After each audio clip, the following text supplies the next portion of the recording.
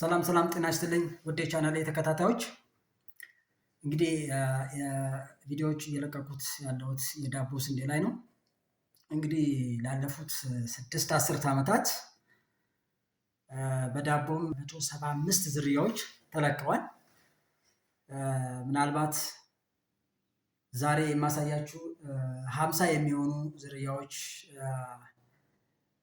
እንደ ዘርነትም በምርት ላይም ያሉ በምርት ላይም የሌሉ ዝርያዎች አሉ። እነኚህን ዝርያዎች በዘር መልክ እንደዚህ በቦርድ ላይ አስቀምጠናቸዋል።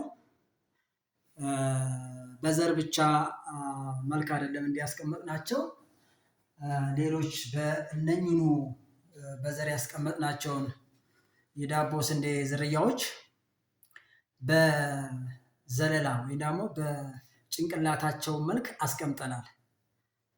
ስለዚህ ይሄ እዛ ጋር ያሳየኋችሁ 50ዎቹ በዘር መልክና በስንዴ ዘለላ ወይም ስፓይክ መልክ የተቀመጡ የተለያዩ የዳቦ ስንዴ ዝርያዎች ናቸው። እነኚህ የዳቦ ስንዴ ዝርያዎች ግማሹ በምርት ላይ ያሉ ናቸው፣ ግማሹ በበሽታ በምርት ማነስ ምክንያት ከምርት የወጡ ዝርያዎች ናቸው። ስለዚህ ለምን እዚህ ጋር ማስቀመጡ አስፈለገ የሚል ጥያቄ ወደ አይምሯችሁ ሊመጣ ይችላል። ውድ የቻናሌ ተከታታዮች፣ እንግዲህ ይህን ዘሩን በምታዩበት ጊዜ እዚህ ጋር ፒን የተደረገው ወይ ደግሞ እዚህ ጋር ያስቀመጥነው በቦርድ ላይ በቢሮ ውስጥ ያስቀመጥናቸው የተለያዩ የዳቦ ስንዴ ዝርያዎች 6 ዓመት ሆኗቸዋል እና 6 ዓመትነት መሆኑ ሳይሆን በዚህ በ6 ዓመት ውስጥ ምንም አይነት የመንቀዝ ባህሪ አላሳዩም። በዘርም ያስቀመጥናቸው ይሁን በስፓይክ መልክም ወይም በጭንቅላት በዘር ላይ ያስቀመጥናቸው ምንም አይነት የመንቀዝ ባህሪ አላሳዩም። እንግዲህ እዚህ ያለነው ከባህር ጠለል ከፍታ በላይ ወደ 2400 ይሆናል። ደጋ የሚለውን ስነ ምህዳር ያጠቃልላል። ነገር ግን ላለፉት ዓመታት የምናያቸው የምናወጣቸው ወይ ደግሞ ዝርያዎች አባስተን ስናስቀምጥ በአንድ ዓመት በጣም ከቆየልን በ2 ዓመት ውስጥ ዝርያው ይነቅዛል። ስለዚህ ዝርያዎች 6 ዓመት አቆየን ማለት በዚህ መልኩ ዘሮችን ብናስቀምጥ ማቆየት እንችላለን ማለት ነው። እንግዲህ ዘሮችን የምናቆይበት መልክ ብዙ ነው። ለምሳሌ ኬሚካል ትሪት አድርገን የተለያዩ ኬሚካል ትሪት አድርገን በነቀዝ እንዳይበሉ ልናቆይ እንችላለን።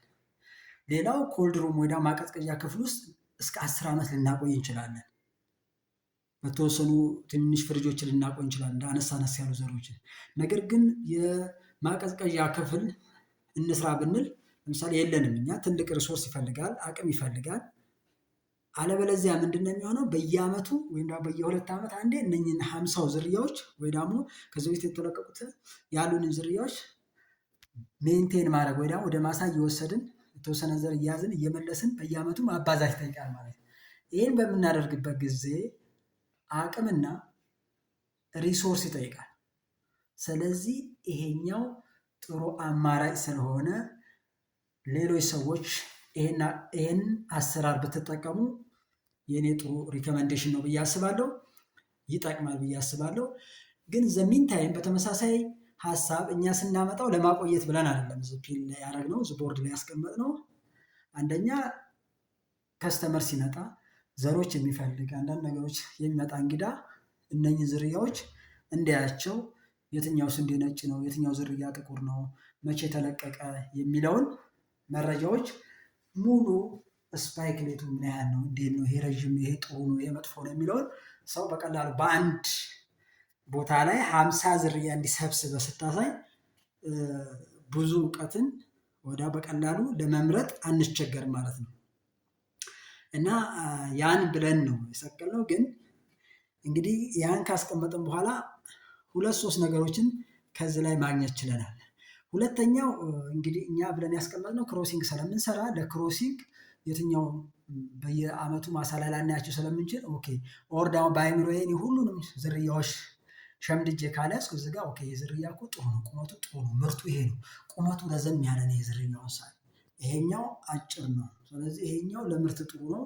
ስለዚህ ከሌላ ጋር በሽታ የሚቋቋም ዝርያ ካለኝ ጋር ደግሞ አዳቅለውና ጥሩ ምርታማና በሽታ የሚቋቋም ዝርያዎችን ማውጣት እንችላለን የሚለውን ሀሳብ እንድናመነጭ ቁጭ ብሎን ጀነሬት ሀሳብ እንድናመነጭ ይጠቅመናል ማለት ነው። ሁለተኛው ጥቅሙን ስናይ እንግዲህ እንደነገርኳችሁ ያው ለስቶሪ ለማስቀመጥም ትልቅ አስተዋጽኦ እንደሚያደርግ ደጋግመን ተናግረናል። በተጨማሪ የዛሬ 6 ዓመት ይህን ዝርያ ፒን ስናደርግ በተለይ ስፓይክሌቶቹ ስናመጣ ዝናብ ዘንቦ ነበር። ሃርቨስት አካባቢ ልናደርግ ስንል ሁሉም ስላልደረቁ ዝናብ ዘንቦ ነበር እና መቀየር እንችል ነበር። ከዛ በኋላ ነጭ የሆኑት ራሱ ብዙ ነጭ ሆነው አይታዩም። ምክንያቱም አንዳንዶቹ በጣም ዝናቡ ስለመታቸው የመጥቆር ባህሪ አሳይተዋል። አንዳንዶቹ በዛው እንግዲህ አንድ ሙከራ ማሳ ውስጥ ነው ዝናብ መቷቸው ግን ምንም ያልጠቆሩ አሉ። ይሄ ምን ያሳያል? ከአንዱ ዝርያ አንደኛው ዝናብ እንኳን ቢመታቸው የመቋቋም አቅም አላቸው ማለት ነው። ይህም ራሱን የቻለ ሌላ ያገኘነው ትምህርት ነው ማለት ነው።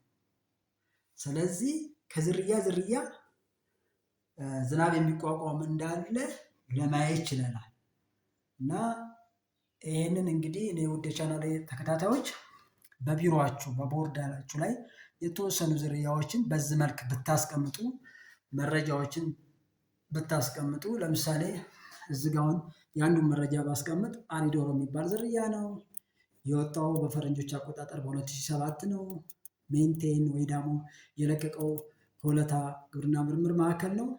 የይልድ ፖቴንሻሉን ስናይ ከአቅሙን ስናይ ከ26.8 እስከ 52.5 ኩንታል ድረስ መስጠት ይችላል። የሌሎቹን መረጃ በዚህ መልክ ነው የተቀመጡት። ሙሉ መረጃውንም ወደታች አስቀምጦ ማስቀመጥ ይቻላል። ስለዚህ ይሄን ይመስላል። ይህንን ተሞክሮ ወደ ራሳችሁ ብትወስዱት ቢያንስ ዝርያዎችን የማቆየት እድል ይሰጠናል ማለት ነው። አመሰግናለሁ ውድ የቻናሌ ተከታታዮች፣ ሰብስክራይብ አድርጉ። ጥሩ ቪዲዮዎች እንዲደርሳችሁ እናመሰግናለን።